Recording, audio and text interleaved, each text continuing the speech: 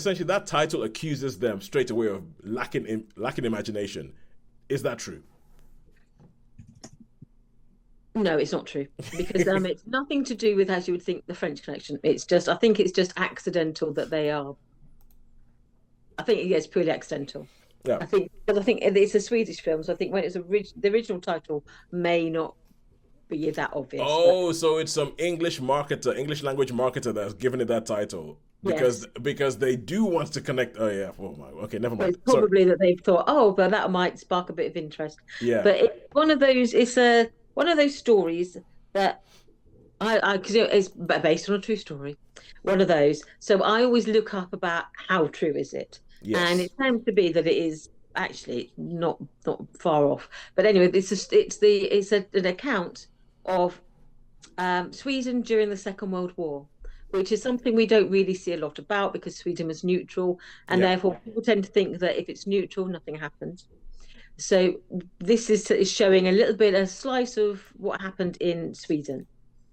And the film is set in 1943, so quite well into the war. Mm. And it's set about with a group of diplomats who work in the Foreign Office in Sweden. And what happens is at the beginning of the film, they've been getting a lot of applications for asylum for Jews who have a Swedish connection. Yeah. And their job is he's the main focus of the film. He is the head of the legal department, and they look at all these applications to see if there's a legal basis for them to offer asylum. And nearly all of them, it's like, no, it's too tenuous. It's like, it's no.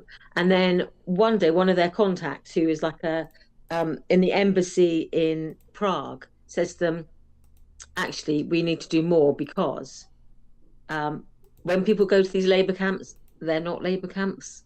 Mm. So we need to do something about this. And everyone says, no, no, no, no, it's not. We would know surely if anything bad was happening. They're like saying, no, something bad is happening. And so this acts as like a spark for this particular gentleman. I wish I could pronounce his name properly, but I don't want to risk it. If you might better say it better than me, Tosin, you're much better at pronunciation than I am. Go for it. Try it because it's a Swedish name, I so think God his knows. name is something like Ice Gig or something like that. Well, yeah, it's written like in English. I would say Engel. Engel, maybe it's Engel that. is Engzell. But Yeah, but usually I find that when people pronounce things in Swedish, it sounds different than what I would yeah, read it when yeah. the way And it's when written. Yeah. I was trying to memorize it, I was thinking, no, I'm not going to get it. So Engel, but he is, yeah. So he decides to see if they can find loopholes in the law, these sort of snicks where they can actually get a lot of people into Sweden by finding a Swedish connection. And Mm. they said what he's as is a legal mind, he said what we need to do is we need to get a really hopeless case in, and then we can set a precedent, and then because we've got that precedent, then we can make it easier for other people to get in. And so they pick really sort of random cases. Like there's one in particular, it's like a set of twins that are stranded in Prague, and their Mm. only connection to Sweden is that they've got a Swedish stepfather. They're no biological, they've got no blood links to Yeah. Sweden, but their stepdad is Swedish. They're saying if we can get them in, then we can get them in.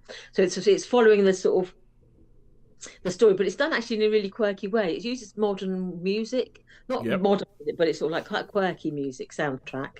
And the way it's cut is cut with a lightness of touch. I think they've tried to introduce humour into a situation that there's no humour in it, Mm. using the interpersonal relationships, using like the threats of going to Russia and things like that. Would you like to become the diplomat for the Russian embassy? And things like it's like this sort of threat that hangs over all of them. And so they've done it with a real sort of lightness of touch. So it takes a really serious subject matter and it sort of gives it that sort of lightness. And Yeah. it's just basically, I would say to describe it, it's one of those unsung hero type stories where people in a sort of, and he never actually talked about what he did during the war. He accepted it as being part of what he did. Yeah.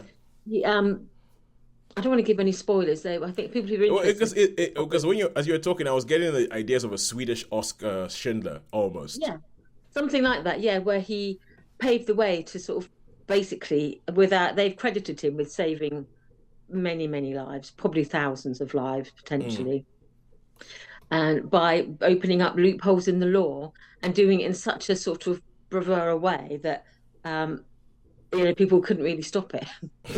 And so he's like an unsung hero who hasn't got any recognition. And he lived to be 100 years old, this gentleman, and died in sort of 1997, just after his 100th birthday.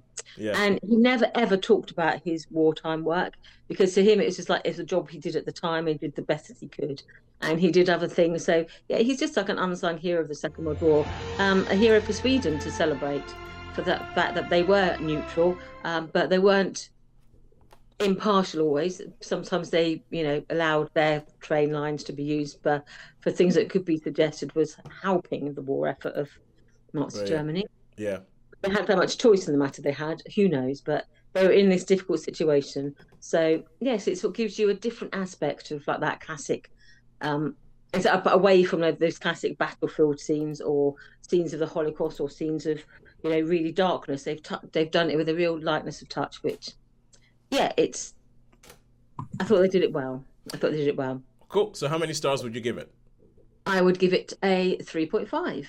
3.5. Cool. I thought it was entertaining. I enjoyed it. I liked the story. It made me want to look up about this gentleman, which I did. I also, if it's based on a new true story, I'm thinking, okay, let's go and find not just Wikipedia. Let's go find something, if I can find his name online, and see if there's what sources that are available and what people say about it. And on the whole, it sort of is that he is this sort of quiet, unassuming man who did what he thought was the right thing to do. I found a good website for that called History versus Hollywood. Yeah. Yeah, history versus Hollywood, and it goes through films that are based on true stories and tells you this is the real person, this is the person in the film, this is what actually happened, and this is what they made up in the film. Kind of thing. Yeah, I like that sort of thing. I've got a book about it called Past Imperfect, and it just talks about how people have been, how people have taken real events and given them a little tweak. Oh yeah. So that is 3.5 stars for Den Svenska Länken. Sorry, Swedish people.